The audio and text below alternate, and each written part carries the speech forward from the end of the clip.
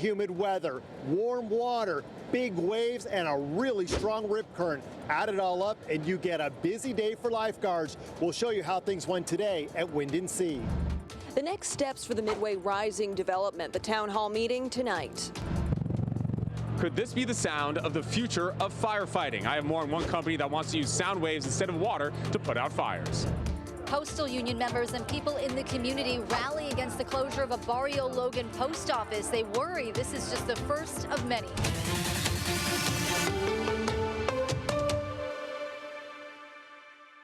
Thanks so much for joining us. I'm Marcella Lee. I'm Carlo Cicchetto. Right now, dangerous conditions along our coast are going to get even more treacherous, likely causing coastal flooding and making it very risky to get in the water. Let's turn now to Chief Meteorologist Carlene Chavis for details on how this may impact all of you. Carlene? Yeah, you got to stay out of the water right now, especially because if you're not a skilled swimmer or surfer, you can really get caught in a rip current, and that would be a very dangerous situation. So when we talk about what's in effect right now, it's the beach hazard statement, and that's because we have that surf about 3 to 6 feet, and also those sets up to about 7 feet. We've been seeing that right there along south and southwest facing beaches. That includes wind and sea. Also minor tidal overflow, and that's going to be possible through the evening hours because, as you can see right there on the screen, your high tides are going to be upwards of about 6 feet. But then we get into another thing to talk about, and it's rip currents. We're going to have those out there as well. And so that is basically the reason if you're not a skilled swimmer, you should not be in the water right now. It's also always best to check in with lifeguards if you're going to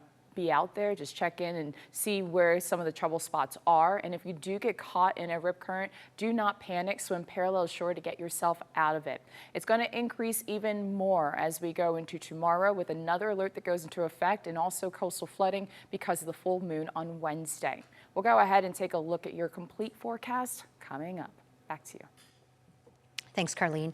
Despite these dangerous ocean conditions, News 8 is seeing big crowds out along our coast because of the warm ocean water. Our Steve Price was at Wind and Sea for just a few minutes when our cameras spotted trouble.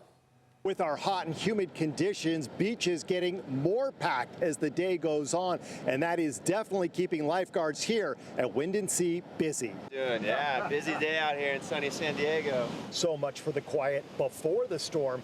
Hurricane Genevieve's energy isn't even here yet, and we're already seeing concerning conditions for lifeguards. Been a lot of really strong rip currents, big surf. Lifeguards are making upwards of 100 rescues a day. And that's just at Wind and Sea. We weren't even here 5 minutes when this happened. A lifeguard in the water motioning to a couple swimmers to move out of a rip current. It doesn't take long before the current pulls you hundreds of feet out and the panic sets in. While they're getting pulled out to sea, they're taking more and more waves on the head, getting more tired, more panicked. It turns into a pretty stressful situation. Adding to the angst for lifeguards, the water is inviting, around 75 degrees, so more people are willing to get wet. But even just dipping your toes in the water can quickly turn dangerous. We have shore break, and the shore break can be 6 to 8 feet tall, and you can be standing ankle deep at one moment, and the next the waves overhead, taking people, knocking them down. Water rushes up the beach, and then it pulls them straight back out to sea. The good news, lifeguard stations are open and fully staffed right now for the summer. They're keeping an eye out for trouble from the sand and the sea on jet skis and boats, but they can also use your help. If you even think you're a little in trouble, let them know. Try to float on your back, raise your arm, and wave and scream, "I need help, help me." Get someone's attention, and then that way, that message can get to the nearest lifeguard. And if you're too exhausted to wave, lifeguards say don't worry, they are trained to spot signs of exhaustion. But for that very reason, like they often say, swim near a lifeguard tower to help them help you. One more tip, go up to lifeguards before entering the water. Say to them, here's my level, here's what I want to do today. Where is it safe for me to go in the water? Where is it safe for my family to go in the water? The answer may be not here, especially Wind and Sea, but then they might send you to La Jolla Shores or to Mission Bay, where it would be safer for your family. They do have the answers, and it's all about staying safe out here.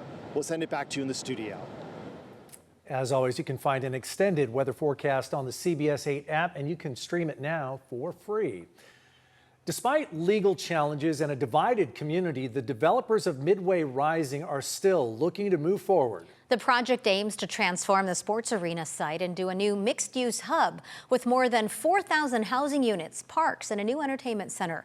The project has faced major legal hurdles, but now there might be a new path forward. News 8's Steffi Roche joins us from outside the Point Loma Library, where a town hall to talk about the project is about to begin. Steffi. Yeah, that town hall meeting just started moments ago, and they're going to be discussing Midway Rising and also Senate Bill 958. Now, that bill, it was sponsored by Senator Akilah Weber Pearson, and it would exempt the Midway Rising redevelopment from key California Environmental Quality Act, or CEQA, requirements. Months ago, the California Supreme Court rejected San Diego's voter-approved measure that called for removing the 30-foot height limit in the Midway district.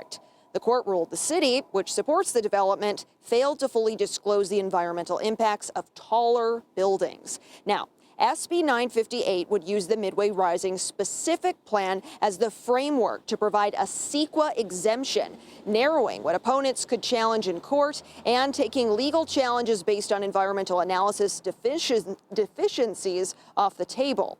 The town hall meeting held at the library tonight is for those who are opposed to the Midway Rising development and have concerns over this project. I spoke with one of the organizers for this town hall.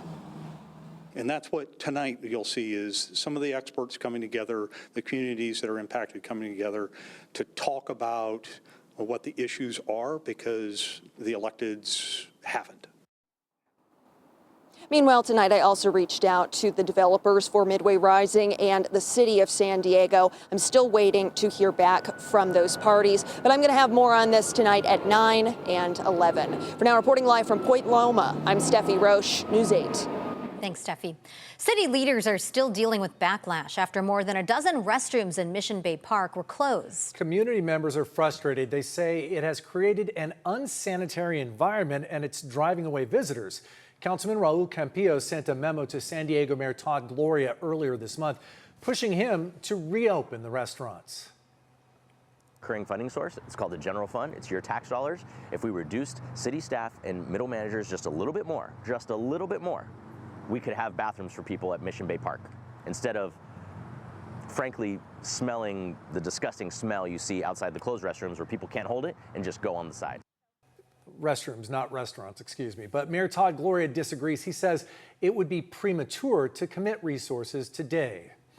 A company is unveiling a new way to fight fires by using sound waves instead of water. The tech made its trade show debut today in Chula Vista, and the company already has plans for homes being built in the Palisades fire zone. Our Alex Cheney joins us live to show us how it works. Pretty neat, Alex.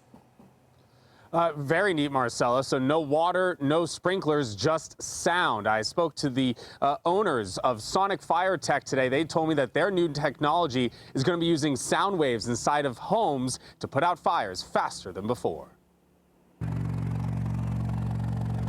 We deploy a frequency of sound that's inaudible to the human ear, but vibrates oxygen at a rate that breaks the chemical reaction of ignition. Sonic Fire Tech says a unit installed outside the home sends those sound waves through the HVAC duct system. The current version is designed to protect a home of up to 3,000 square feet, while 2 sound ducts can cover a 12 by 12 foot room. We're effectively starving it of the state of oxygen it needs to be in without removing oxygen from the environment. So that's a real paradigm shift in the fire suppression industry. While other sound-based fire suppression technologies do exist, just to show the total setup here, Sonic Fire Tech says this system was developed by engineers with NASA Aerospace Acoustics experience, with the goal of providing the same level of protection as a traditional home sprinkler system. I worked on acoustics at NASA and had the know-how to reduce the operating frequency to where it was safe and then scale the efficiency and power to where it was a practical system. The first homes using the technology are now being built in Los Angeles County's Palisades Fire Rebuild area. The company says it is now seeking national certification, a step that would allow the system to expand into more states. Our first home's permitted in LA County, but we need that national certification to take that to a broader audience. The company is also working with insurance providers to have the system eligible for coverage and says the cost is comparable to installing a traditional residential sprinkler system. I was glad that, this niche technology I was working on for NASA was able to actually scale out and help a lot of people. I spoke to both San Diego Fire and CAL FIRE today, and while they said they didn't have any official statement on the technology, they did say it's a good thing and will help to put out some fires. Now, the company did go on to say that what they need the most right now is more of those national certifications so that they can go into more homes for this new, safe technology. Reporting live, I'm Alex Cheney. Back over to you. Thanks, Alex. A Rancho Bernardo woman is raising concerns about a potential fire hazard in her neighborhood. Westwood Elementary School is surrounded by palm trees she says haven't been trimmed in years. She worries about the students and the people living nearby. And with every fire season, which is continuously year-round, the concern is growing that it's only a matter of time before a spark gets in there and it just sets up a massive wildfire.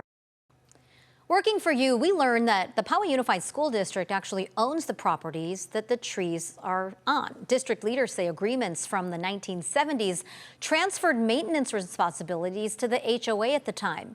Meanwhile, a spokesperson with the current HOA tells us, despite numerous requests, Poway Unified has not provided a copy of that agreement.